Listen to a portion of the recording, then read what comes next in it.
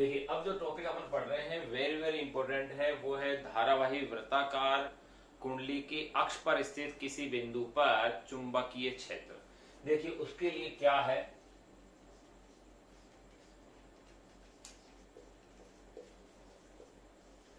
धारावाही वृत्ताकार कुंडली की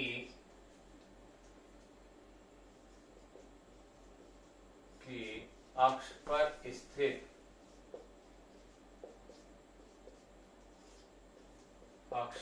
स्थित किसी बिंदु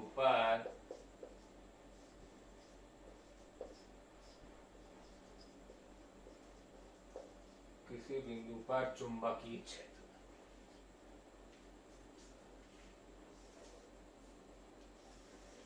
वेरी वेरी इंपॉर्टेंट टॉपिक है। देखिए कैसे क्या है, क्या कंटेंट्स हैं इसके अंदर, ये अपन जानते हैं। ये कोई धारावाही वृत्ताकार कुंडली, ये आपने कोई धारावाही वृत्ताकार कुंडली ली है।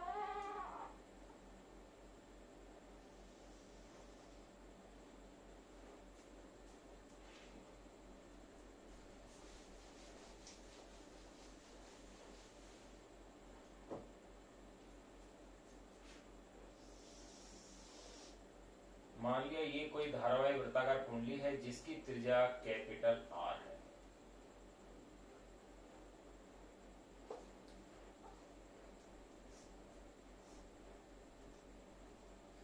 इस कुंडली में इस ओर से धारा स्मॉल आई प्रवाहित हो रही है और इस कुंडली का केंद्र O है और इस कुंडली की त्रिज्या मानी गई है कि कैपिटल आर है।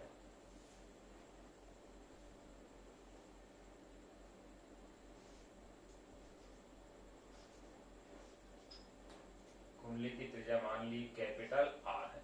जब इस कुंडली में धारा प्रवाहित करते हैं तो इसकी अक्ष पर देखिए, ये x दूरी पर, इसकी अक्ष पर x दूरी पर ये कोई बिंदु P है जहां पर कि चुंबकीय क्षेत्र का मान ज्ञात करना है। इसके लिए कुंडली में एक अल्पांश की कल्पना करते हैं। यहां ये एक अल्पांश ले लिया है आपने जिसकी लंबाई है dl। अब आप देखिए ये जो अल्पांश dl है इसकी बिंदु P से दूरी ये ले लेते हैं स्मॉल r है, क्योंकि बायो सावर्ट के नियम ने अपन ने दूरी को अल्पांश से बिंदु P तक के लिए स्मॉल r से लिया था। अब यहां इनके मध्य अगर कोण की अपन बात करें कि इस अल्पांश और इस स्थिति सदिश जो स्मॉल r है, या यूं कह सकते हैं ये जो r वेक्टर है, इसे अगर r वेक्टर से अपन रिप्रेजेंट करें तो r वेक्टर और dl वेक्टर के मध्य यानी अल्पांश सदिश जो है इनके मध्य का जो कोण है वो 90 डिग्री होगा। देखिए कैसे स्थिति में अपन ले सकते हैं, जैसे आपके पास ये कोई कुंडली है, यहां आपके पास ये इस स्थिति में है ऐसे, अगर इसके कारण ये अक्ष है, अक्ष पर ये बिंदु है, तो आप देखेंगे अल्पांश की ये डायरेक्शन होगी, जो धारा की दिशा होगी वही धारा अल्पांश की दिशा होगी, जो धारा की दिशा होगी वही अल्पांश की दिशा होगी। तो इसकी दिशा ये होगी इस तरह से, और ये इस डायरेक्शन में है, यानी कि दोनों परस्पर एक दूसरे के लंबवत हैं। अर्थात ये वाली स्थिति तो यूं है, r तो इस डायरेक्शन में है और ये इस डायरेक्शन में है, तो इनके मध्य का ये जो कोण होगा, यहाँ एंगल जो होगा, ये एंगल होगा 90 डिग्री का। ये एंगल इनके बीच में होगा 90 डिग्री। अब देखिए अगर ये एंगल 90 डिग्री है तो इससे अपन इस बिंदु P पर चुंबकीय क्षेत्र के मान की अपन बात करते हैं। त्रिज्या कुंडली की कैपिटल R मान ली, धारा I मान ली, कुंडली में फेरों की संख्या अपन n ले लेंगे। तो देखिए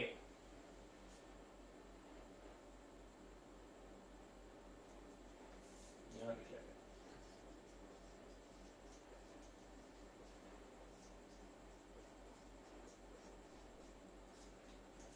अल्पांश के कारण बिंदु P पर चुंबकीय क्षेत्र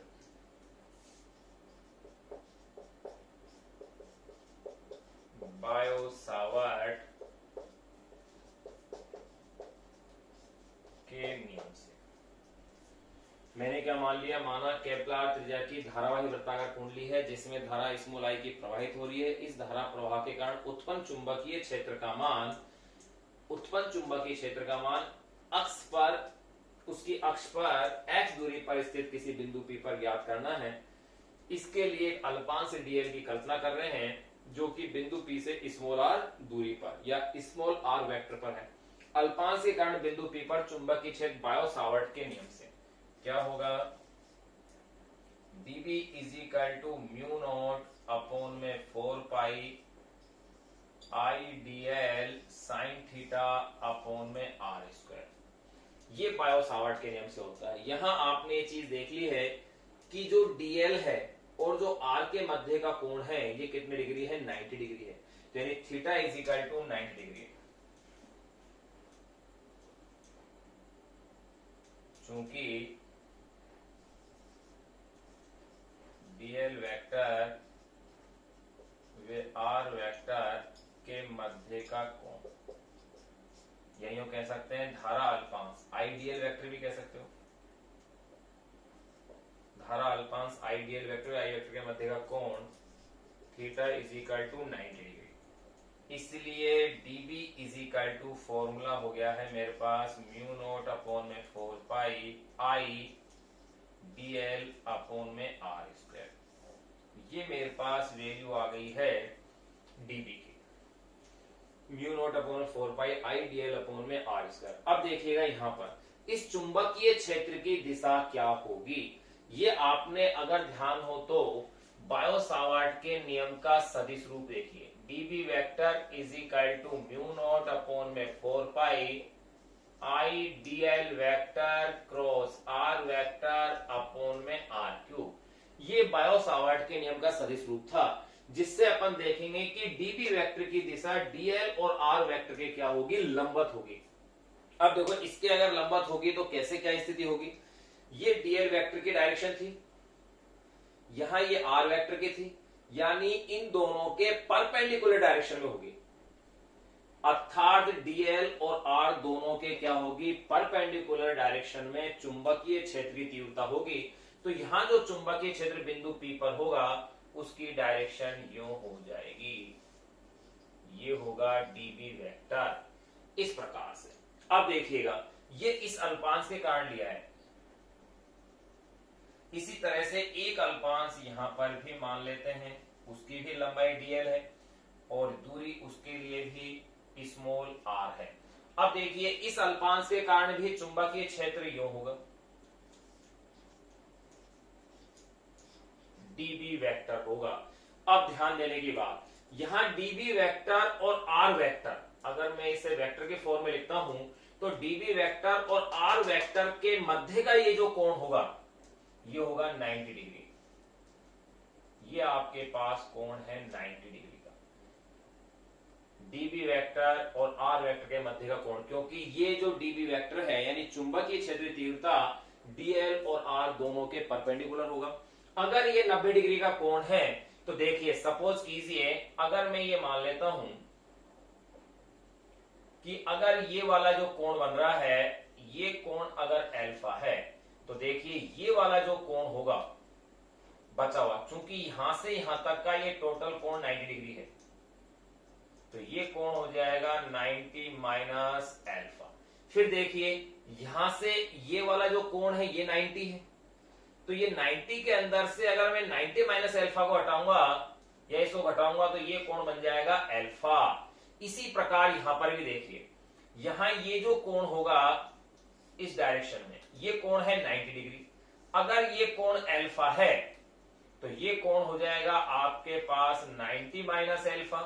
तो ये कोण देखो यहां से यहां तक का ये टोटल 90 है, ये अगर 90 है तो ये बचा हुआ कोण ये फिर क्या हो जाएगा 90 हो जाएगा। तो ये अपन ने इसमें डायरेक्शन देखी है, ये आपको चित्र में डायरेक्शन इजीली ध्यान रखनी है। अब देखिएगा यहां अगर मैं इस dB वेक्टर की देखूं तो किसी कोण अल्फा पर है, जब किसी कोण अल्फा पर कोई सदिश राशि होती है तो उसके दो कंपोनेंट्स बनाए जाते हैं, तो यहां पर भी इसके दो घटक बनाए जाएंगे।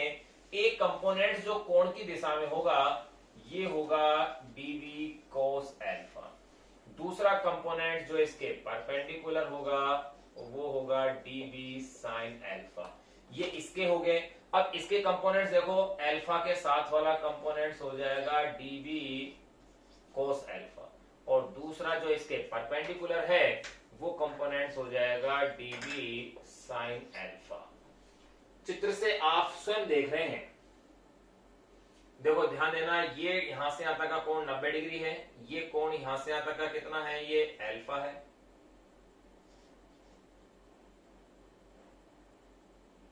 अगर ये कोण एल्फा है तो ये इतना जो कोण होगा ये होगा 90 माइनस एल्फा, तो ये कोण क्या बचेगा भाई, एल्फा बचेगा। ये आपने देख लिया है इसमें।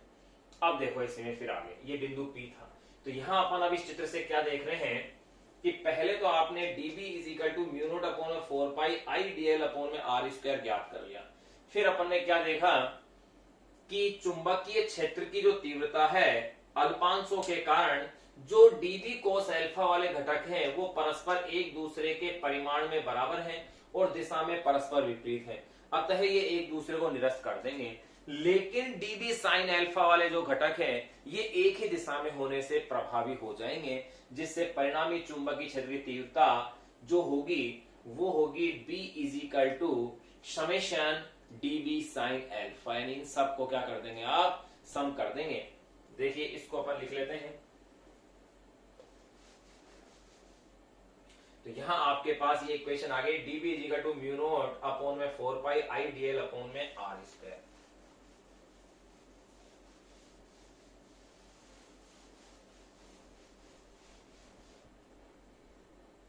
यानी कि इक्वेशन जो बनी है इसे यहां लिख दिया जाएगा, dB is equal to mu not upon में 4 पाई आई dl अपॉन में r स्क्वायर। इक्वेशन नंबर 1 यहां अपने पास आ गई। अब देखिए भाई, अब अपन लिखेंगे, यहां मैं लाइन ले देता हूं ताकि लिखना आसान रहे।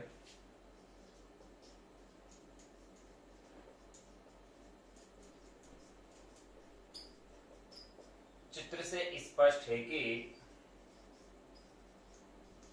dB cos एल्फा घटक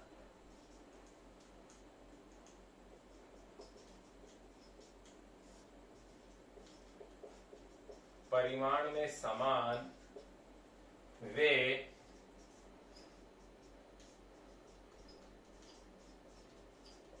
दिशा में परस्पर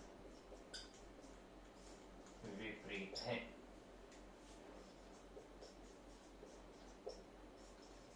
जिससे ये एक दूसरे को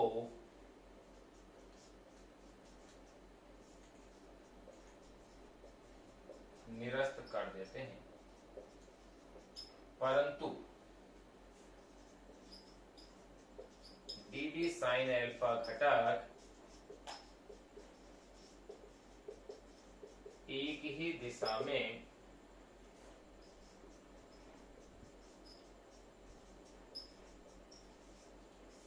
होने से प्रभावी हो जाते हैं, एक ही दिशा में होने से प्रभावी हो जाते हैं।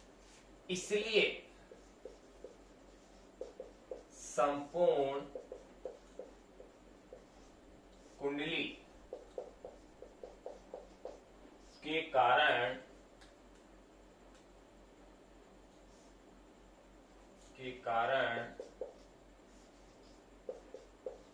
बिंदु P पर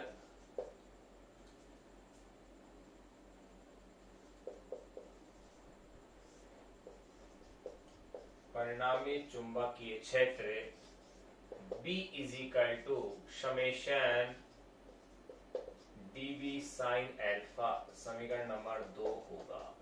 ये अपने पास आ गया है। अब देखो dB की वैल्यू अपन जानते हैं, समीकरण 1 से अपन इसके अंदर रख देंगे, और एक साइन एल्फा की भी वैल्यू जानते हैं। तो देखिए पहले इन दोनों की वैल्यू अपन देखें क्या है। चूंकि dB is equal to mu not upon में 4 पाई आई dl अपॉन में r स्क्वायर, ये तो आया है आपके पास समीकरण 1 से, एवं sine alpha is equal to, देखिए साइन एल्फा, साइन क्या होगा, लंब बटे कर्ण, लंब न्यून कोण के सामने वाली भुजा यानी कि कैपिटल आर, और कर्ण आएगी स्मॉल आर। बिल्कुल यही स्थिति आएगी, आप देख रहे हैं इस चित्र के अंदर।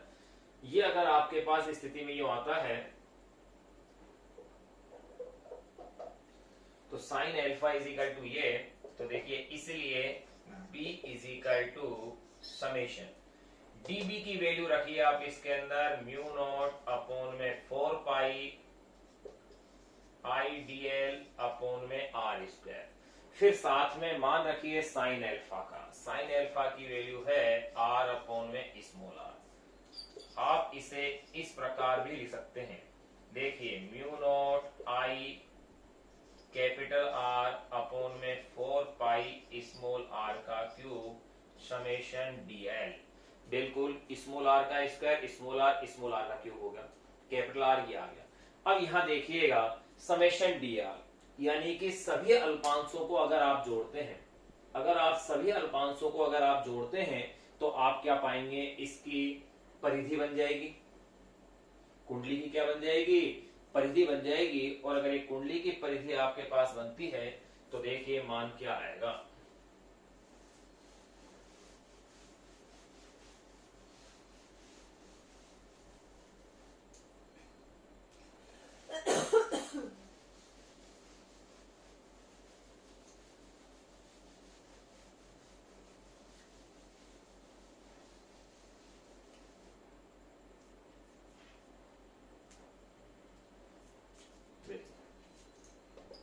चूंकि समेशन डीएल बराबर 2 पाई आर यानी उसकी परिधि सरकमफेरेंस, इसलिए b इज इक्वल टू क्या फॉर्मूला हो जाएगा, mu not I are upon में 4 पाई स्मॉल आर का क्यूब समेशन डीएल की वैल्यू 2 पाई आर।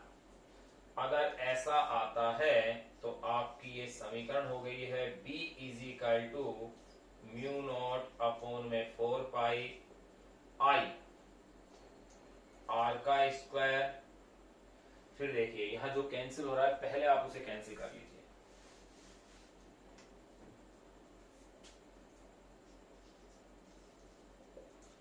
टू पाई से 4 पाई 2 टाइम कैंसिल हो गया है, तो ये रह गया है mu not I capital are का स्क्वायर अपॉन में 2 आर का क्यूब। इक्वेशन नंबर 1 2 एंड ये इक्वेशन नंबर हो जाएगी 3।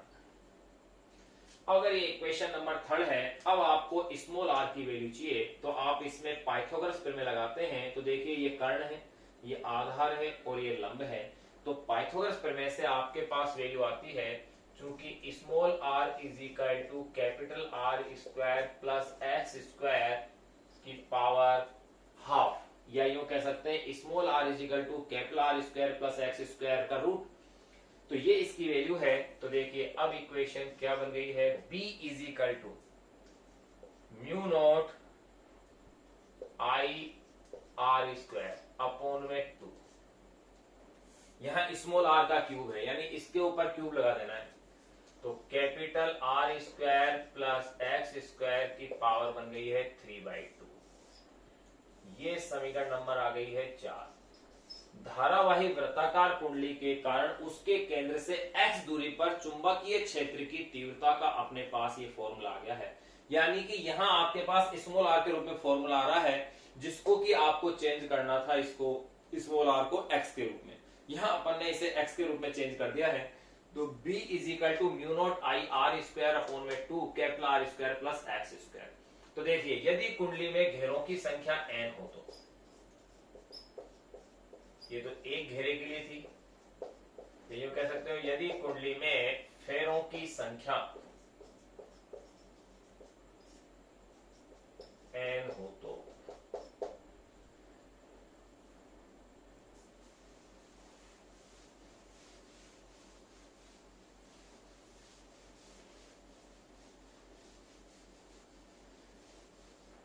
यदि कुंडली में फेरों की संख्या n हो तो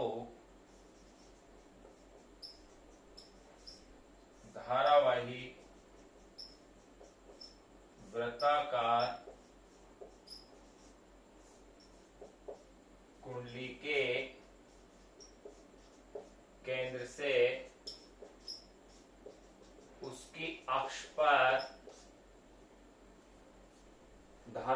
वृत्ताकार कुंडली के केंद्र से उसकी अक्ष पर x दूरी पर चुंबकीय क्षेत्र Bx, देखो x दूरी के लिए मैं इसे Bx से लिख रहा हूं, Bx is equal to mu not N I R square upon में 2 R square plus X square की पावर 3/2। ये फाइनल इक्वेशन आपके पास आ गई होगा। ये चुंबकीय क्षेत्र का अपने पास फाइनल फॉर्मूला आ गया, B X is equal to mu not N I R square upon में 2 R square plus X square की पावर 3/2। ये फॉर्मूला आपको याद रहना चाहिए क्योंकि इसी पर बेस न्यूमेरिकल्स है, इसी पर कॉन्सेप्ट है आगे। ये अपने पास फॉर्मूला आ गया है, B X is equal to mu not N I R square upon में 2 R square plus X square की पावर 3/2।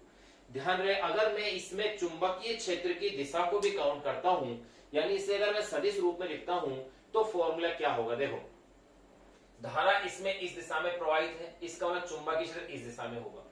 बिल्कुल, चुंबकीय क्षेत्र क्या होगा, इस दिशा के अंदर होगा। अगर धारा इसमें इस दिशा में प्रवाहित हो रही होती है, ये अपन नियम पढ़ ही चुके थे, अगर इस दिशा में प्रवाहित हो रही तो चुंबकीय क्षेत्र इस दिशा में लेते हैं आप, तो आप इसे सदिश रूप में इस प्रकार से भी लिख सकते हैं। ये आपके पास एक महत्वपूर्ण डेरिवेशन कंप्लीट हो गई है।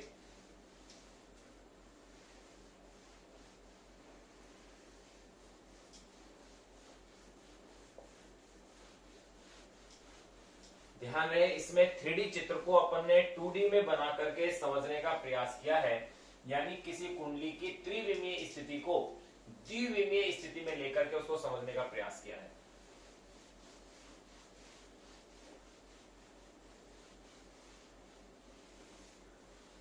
और अगर आप इसी फॉर्मूले को सदिश रूप में लिखना चाहें तो इस प्रकार लिखा जाएगा, सदिश रूप में B X vector is equal to mu not N I R square upon में 2 R square plus X square की पावर 3/2 और एक्स के ऊपर के, क्योंकि एक्स दिशा के अंदर होगा।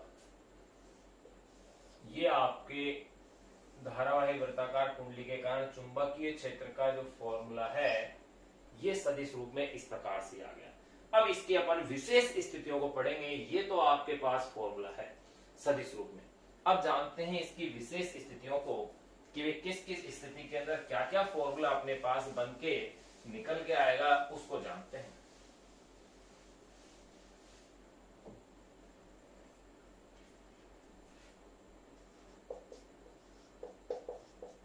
विशेष परिस्थितियां,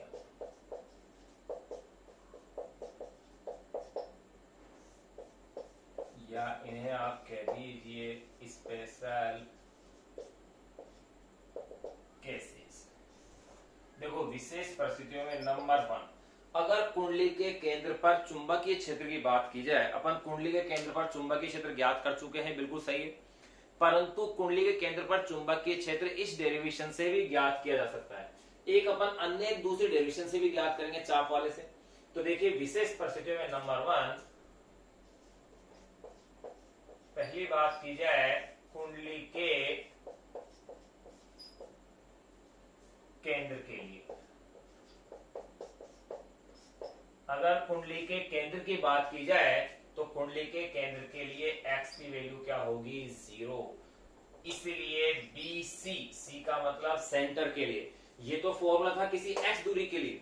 अब अपन ले रहे हैं किसी केंद्र पर, और कुंडली के केंद्र पर लेंगे तो B के साथ क्या लगा दिया मैंने, C का मीन से सेंटर। तो देखिए फॉर्मूला क्या हो जाएगा, अब आपके पास म्यू नॉट, x की वैल्यू इसमें आप क्या कर दीजिए, 0, mu not N I R square upon में 2 आर का क्यूब बन जाएगा भैया, क्योंकि x तो 0 हो गया, और r का अगर क्यूब बन जाता है तो ये हो गया है BC is equal to mu not N I upon में 2r, इक्वेशन नंबर 7। ये कुंडली के केंद्र पर चुंबकीय क्षेत्र की तीव्रता ज्ञात करने का वही फॉर्मूला आ गया जो अपन पहले निकाल चुके थे, और ये वैल्यू है इसकी मैक्सिमम। यानी कुंडली के केंद्र पर चुंबकीय क्षेत्र का मान मैक्सिमम होता है। कैसे कह सकते हैं, क्योंकि एक्स के बढ़ने पर चुंबकीय क्षेत्र का मान घट रहा था, और जिसके बढ़ने पर मान घट रहा था वही अगर शून्य हो गया है तो केंद्र पर चुंबकीय क्षेत्र, इसका मतलब क्या है, मैक्सिमम हो गया है। ये पहली स्थिति अपन ने ज्ञात कर ली। नंबर सेकंड केस ये है कि अगर कुंडली की त्रिज्या की तुलना में बिंदु P की दूरी बहुत अधिक है, जैसे मेरे पास कुंडली थी, ये अगर दूरी इसकी तुलना में बहुत ज्यादा है, या यूं कह सकते हैं कुंडली की त्रिज्या x के सापेक्ष बहुत कम हो, तब देखो क्या इक्वेशन बनेगी।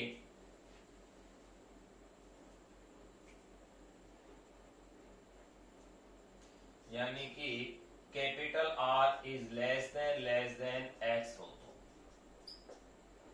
या यूं कह सकते हैं कैपिटल R x की तुलना में क्या हो, बहुत ही कम हो। तब देखिए क्या इक्वेशन अपने पास बनेगी। तब अपन क्या करेंगे, R को x के सापेक्ष क्या मान लेंगे, नगण्य। अगर R को नगण्य मान लेते हैं तो अब आपकी जो इक्वेशन आ जाएगी वो आ जाएगी bx is equal to mu not ni r square upon में 2। ध्यान रहे r लेस देन x है, या यो कह दो x is greater than capital R है, तो ऐसी स्थिति के अंदर कैपिटल R नगण्य अगर हो जाता है तो यहाँ x की पावर कितनी आ जाएगी, 3। जो बहुत छोटा है सापेक्ष रूप से उसका मान शून्य ले जाए। अब इस समीकरण को अब अपन मॉडिफाइड करते हैं, तो देखिए बड़ा ही महत्वपूर्ण और अच्छा रिजल्ट आपके पास इसमें आएगा। क्या वो रिजल्ट है उसको आप जानते हैं।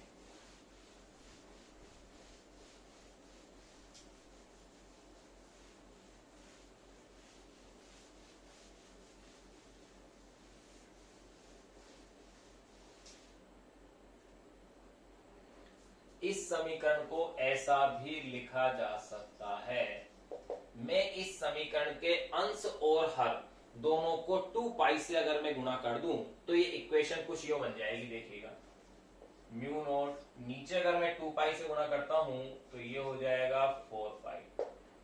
फिर देखिएगा 2 ni पाई r स्क्वायर अपॉन में x क्यूब, बिल्कुल ऐसा लिखा जा सकता है। क्या किया मैंने, इस समीकरण में जो मेरे पास आई है इसके अंश और हर दोनों को मैंने क्या किया है, 2 पाई से गुणा कर दिया है। तो 2 पाई से मैंने नीचे गुणा किया तो 2 पाई इंटू 2 ये हो गया है 4 पाई। ऊपर गुणा किया है तो 2 तो ये रहा और पाई ये रहा।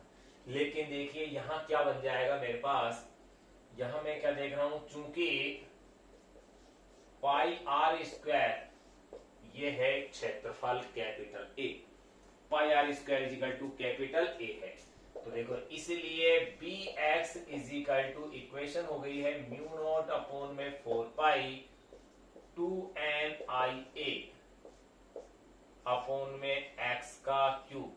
अब यहां पर एक फॉर्मूला जो आपको ध्यान रखना है वो ये है कि इससे आगे वाले चैप्टर में अपन पढ़ेंगे कि किसी धारावाही लूप का, कोई भी धारावाही लूप हो या कोई छड़ चुंबक हो, या किसी भी धारावाही लूप की अगर पहले बात करें, किसी धारावाही लूप का चुंबकीय आघूर्ण या कह सकते हैं चुंबकीय द्विध्रुव आघूर्ण वो होता है NiA। अभी आप इसे ध्यान रखें, नेक्स्ट अगला जो चैप्टर है चैप्टर नंबर 8 उसके अंदर इसको पढ़ेंगे डिटेल से कि NiA ये कहलाता है धारावाही लूप का चुंबकीय द्विध्रुव आघूर्ण। तो यहां लिख देते हैं, चूंकि NiA is equal to capital N ये है धारावाही लूप का चुंबकीय द्विध्रुव आघूर्ण। यहां अभी अपन को ध्यान रखना है N फेरों की संख्या है, I प्रवाहित धारा है और A क्षेत्रफल है, इसलिए Bx is equal to formula हो गया है म्यू नॉट अपॉन में 4 पाई, म्यू नॉट अपॉन में 4 पाई टू कैपिटल M अपॉन में x क्यूब। ये आपके पास इक्वेशन आ गई है। अब ये इक्वेशन नंबर आपके पास कितनी आ गई है, कितनी आ चुकी थी, अगर 6 आ चुकी है तो ये इक्वेशन नंबर हो जाएगी 7। और अगर 7 आ चुकी है तो 8 है। आप अपने हिसाब से इक्वेशन नंबर इसमें दे सकते हैं। इक्वेशन नंबर अपने पास अगर ये 8 है तो ये जो फॉर्मूला आ रहा है वो ये आ रहा है कि किसी धारावाही वृत्ताकार कुंडली के कारण अगर कुंडली की त्रिज्या बहुत छोटी है, यानी छोटे धारावाही लूप का चुंबकीय आघूर्ण एक छोटे छड़ चुंबक के की अक्ष पर, जैसे कोई छोटा कोई छड़ चुंबक है, जो छड़ चुंबक है वो अपने आप में एक चुंबकीय द्विध्रुव है, इस चुंबकीय द्विध्रुव की अक्ष पर किसी बिंदु पर चुंबकीय क्षेत्र की तीव्रता का ये फॉर्मूला है। यही सेम फॉर्मूला अपने पास इससे प्राप्त हो रहा है जो कि एक धारावाही लूप का है। तो आप यूं इसमें कह सकते हैं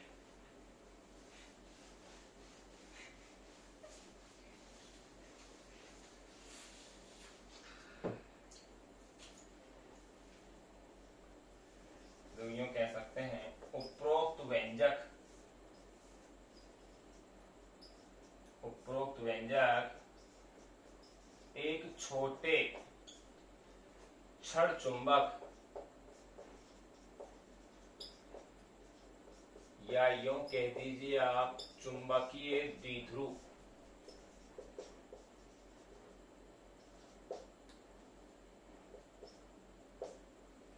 उपरोक्त व्यंजक एक छोटे छड़ चुंबक यानी कि चुंबकीय द्विध्रुव की अक्ष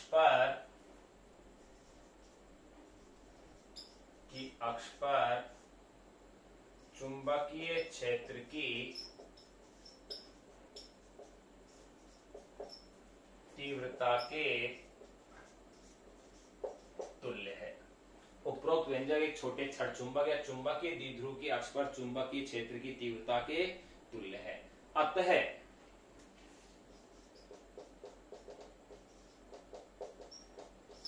छोटा धारावाही लूप एक छोटे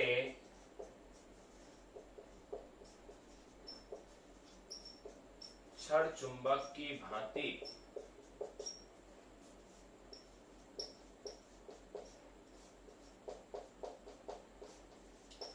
व्यवहार करता है। ये फॉर्मूला अपन चुंबक वाला जो नेक्स्ट चैप्टर पढ़ेंगे उसमें पढ़ेंगे कि उसके अक्ष पर चुंबकीय क्षेत्र की तीव्रता का ये सूत्र होता है छड़ चुंबक यानी चुंबकीय द्विध्रुव। आप ऐसा ही एक फॉर्मूला इस तुल्यता में पढ़ चुके हो, विद्युत द्विध्रुव के कारण उसकी अक्ष पर विद्युत क्षेत्र की तीव्रता के व्यंजक में। तो यहाँ अपने पास एक बहुत ही अच्छा एक कॉन्सेप्ट ये अपने पास आ गया है। इक्वेशन नंबर आप अपने सीक्वेंस में डालते रहना। अगर कोई सीक्वेंस अगर क्रम जिसका बदल गया हो, अगर ये इक्वेशन नंबर 9 आ रहा हो तो नेक्स्ट आप 10 कर देना, अगर ये 8 है तो उसे 9 कर लेना। तो अपने दो कॉन्सेप्ट इसमें जान लिए हैं, दो केस। पहला केस कुंडली के केंद्रफल वाला पढ़ लिया, दूसरा अपन ने अगर ये छोटा हो तो पढ़ लिया। तीसरा केस अपन ये भी जान सकते हैं कि अगर x बहुत छोटा हो r की तुलना में, तब उस स्थिति में क्या फॉर्मूला बनेगा। तो देखिए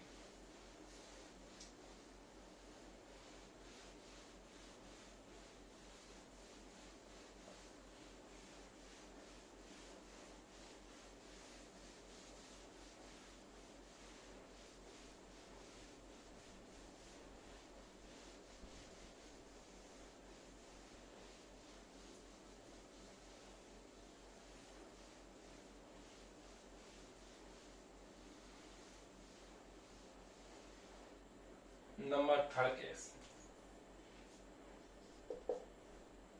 x is less than capital R हो, यानी कुंडली की त्रिज्या की तुलना में दूरी का मान क्या हो, बहुत ही कम हो, यानी ये वाली स्थिति हो।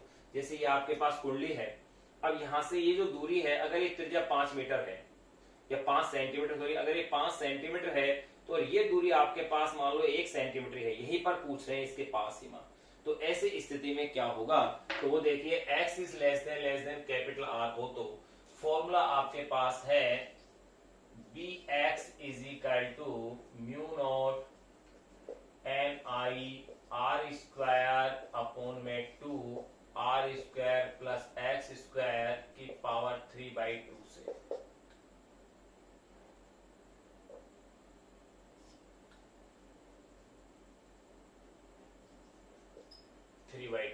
इस फॉर्मूले से अगर अपन देखें तो अब x को क्या मान लिया जाएगा, r के सापेक्ष नगण्य। अगर उसको उसके सापेक्ष उपेक्षणीय या नगण्य मान ले तो ये इक्वेशन हो जाएगी mu not N I R square upon में 2 r की पावर 3, या इस इक्वेशन को लिख दिया जाएगा B X is equal to mu not N I upon में 2r। देखिए mu not N I R square, यहाँ क्या रह गया r क्यूब और यहाँ रह गया 2r। वही वैल्यू आ गई है जो कि केंद्र के लिए आ रही थी। तो अपन ने यहाँ जो वैल्यूज देख लिए हैं, 3 अपने पास केस आ गए। नंबर 4 और लास्ट जो केस अपन देखेंगे, अगर x का मान r की, 2 स्थितियां और बन सकती है कि x का मान r के इक्वल हो तो क्या हो, और x का मान r/2 के इक्वल हो तो क्या हो। तो अपनी बुक में जो केस दिया गया है अपन उसी की चर्चा करेंगे कि अगर x = r/2 हो तो वहां पर चुंबकीय क्षेत्र का व्यंजक क्या होगा। तो देखिए नंबर 4 और लास्ट केस अब अपन जानते हैं।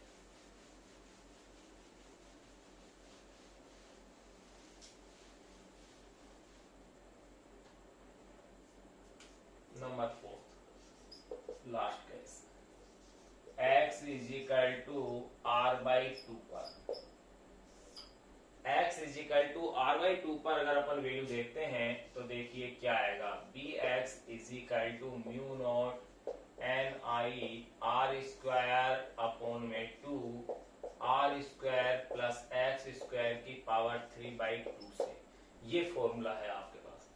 अगर आप इस फॉर्मूले से बातें करते हैं तो आपके पास समीकरण कुछ इस रूप में बनेगी, bx = mu not N I R square upon में 2। अब देखिए r स्क्वायर है, x की वैल्यू क्या रखी जाएगी, r/2, यानी कि कुंडली की त्रिज्या की आधी दूरी पर, कुंडली की त्रिज्या की आधी दूरी पर उसकी अक्ष पर अगर अपन जा रहे हैं, कोई बिंदु को वहां मान लिया गया है, तो यहाँ x = r/2, इसका यहाँ क्या हो रहा है स्क्वायर। अगर r/2 का स्क्वायर करेंगे तो ये हो जाएगा r² अपॉन में 4 एंड पावर 3/2। फिर देखिए आप mu not N I R square upon में 2, r² प्लस r² 4, तो ये हो जाएगा 5r² अपॉन में 4 पावर 3/2। और पावर 3/2 का मीन्स आप जानते ही हैं, जैसे x है, अगर x की पावर 3/2 है, इसका मीन्स होता है x√x। अगर आपके पास आ जाए 2 की पावर 3/2, इसका मीन्स 2√2। 5 पावर 3/2, 5√5, इस तरह लिखा जा सकता है। अगर ऐसा है तो ये समीकरण भी कुछ इस प्रकार से बन जाएगी, b = म्यू नॉट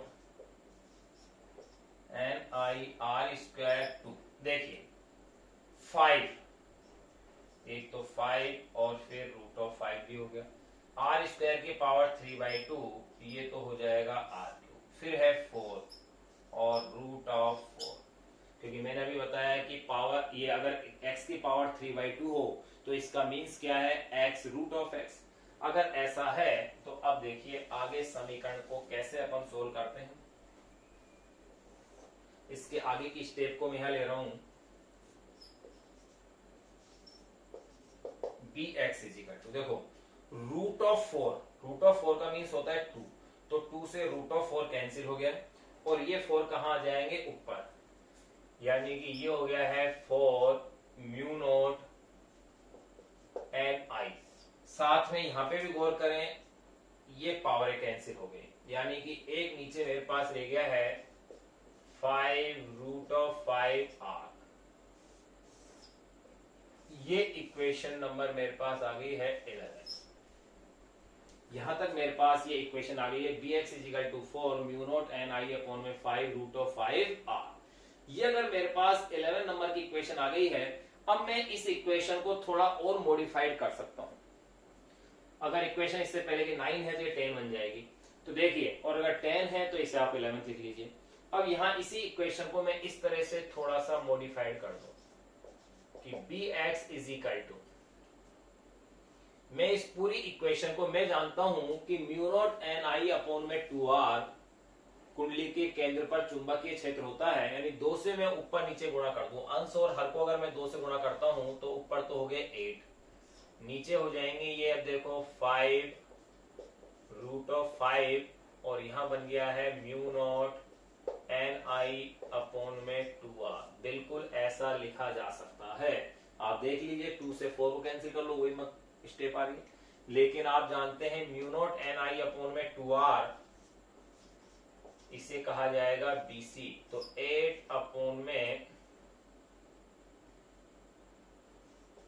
5 √5 BC, ये आपके पास इक्वेशन आ गई है और ये हो गई है equation number 12। Bx is equal to 8 upon में 5 √5 BC। यहां अगर आप इसकी वैल्यू देखते हैं 8 अपॉन में 5 से अगर डिवाइड आप इसे करते हैं तो ये आता है 0.72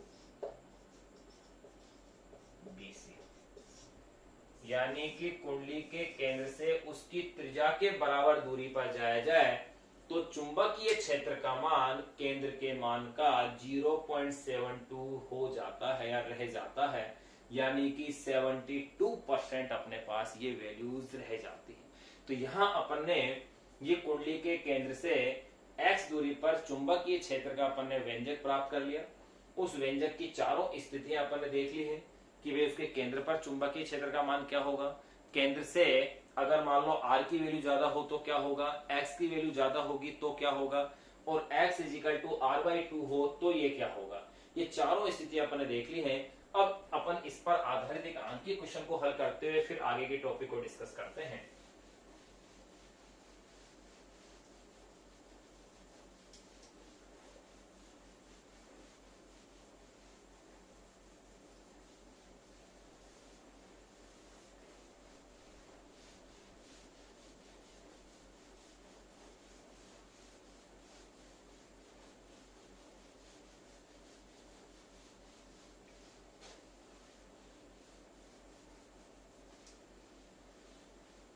देखिए इस पर बेस एक अंकीय क्वेश्चन देखते हैं अपन, जो अपनी बुक का एक सोल्ड एग्जांपल है। क्वेश्चन अच्छा है, सरल सा है। क्वेश्चन में क्या दे रखा है कि कुंडली के केंद्र से कितनी दूरी पर, कुंडली के केंद्र से कितनी दूरी पर चुंबकीय क्षेत्र का मान केंद्र के मान का 1/27 भाग रह जाएगा, या यूं कह सकते हैं 27वां भाग रह जाएगा केंद्र के मान का। तो वो दूरी x निकालनी है, जबकि कुंडली की त्रिज्या क्या है, कैपिटल R है। तो देखिए क्वेश्चन क्या है, किसी धारावाही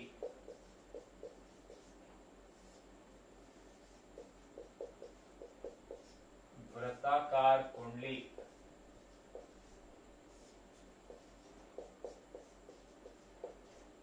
जिसकी त्रिज्या कैपिटल R है के केंद्र से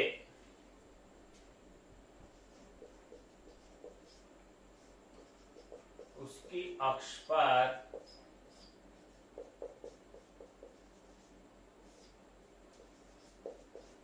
कितनी दूरी पर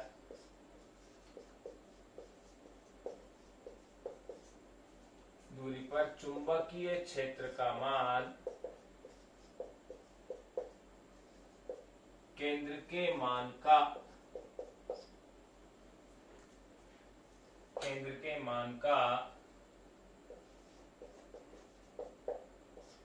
27वां भाग रह जाएगा, 27वां भाग रह जाएगा, यानी कि 1/27वां हिस्सा उसका हो जाएगा, 1/27। तो देखिए अब क्वेश्चन को सोल्व कर रहे हैं। कैपिटल R के रूप में आंसर चाहिए होगा इस क्वेश्चन में। कैसे लेंगे कैपिटल R के रूप में,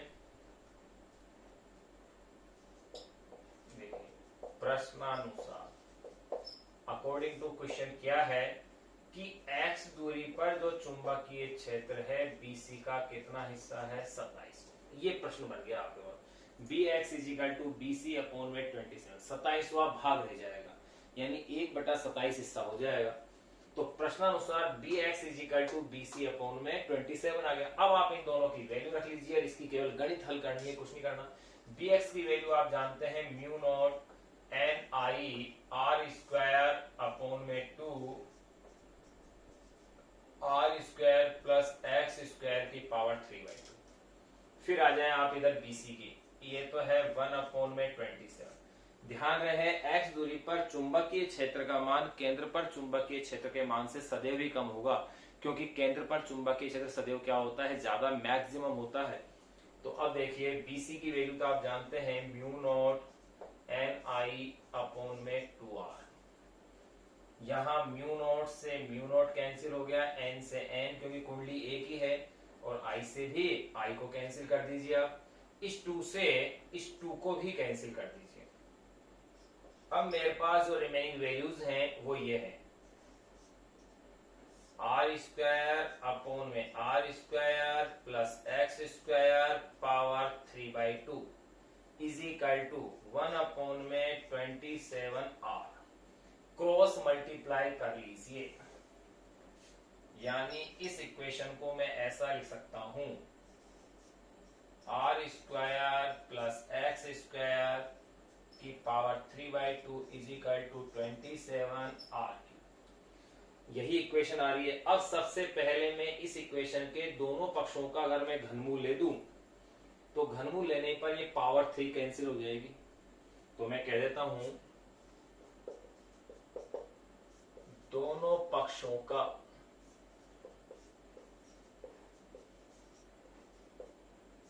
घनमूल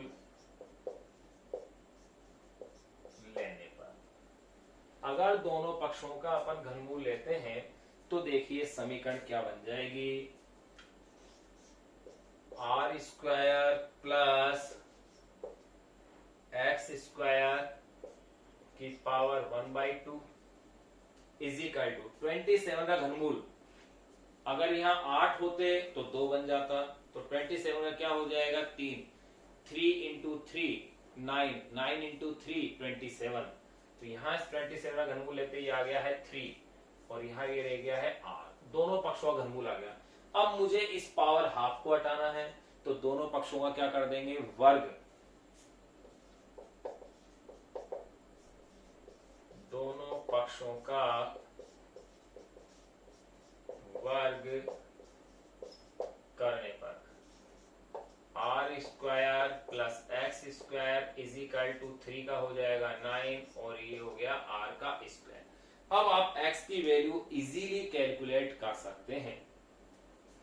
देखिएगा क्या वैल्यू आएगी,